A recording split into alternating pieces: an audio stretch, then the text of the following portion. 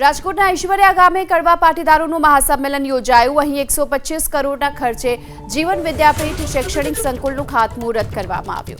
રાજકોટમાં આયોજિત કડવા પાટીદાર સંમેલન દરમિયાન પુરુષોત્તમ રૂપાલાએ સામાજિક મૂલ્યો અને કૌટુંબિક માળખા પર ગંભીર ટકોર કરતા કહ્યું કે ઘરે કે કુટુંબમાં કેટલા વડીલો છે એવું પૂછે છે। સહકુટુંબમાં અને ગામડે દીકરી દેવી નથી એ ચિંતાજનક છે। चिंतन करजो नहीं तो प्राणियों जेवी स्थिति बनशे। सामाजिक विभाजन और विघटनना कारणे सहनशक्ति खूटी है। माता कई कहे तो दीकरी सुसाइड करी ले छे। शॉपिंग में न जवा देवाने लीधे डायवोर्स थयाना पण किस्साओ बने छे। धर्म साथे मने कहेवानुं मन थाय शब्दों जे संभळाय छे ने एने सांभळता आपणे एम थाय आ शब्दों आवे કેટલા ડસ્ટબિન છે એવું પૂછાય છે। What is this? खूब गंभीरता पूर्वक चिंतन करजो।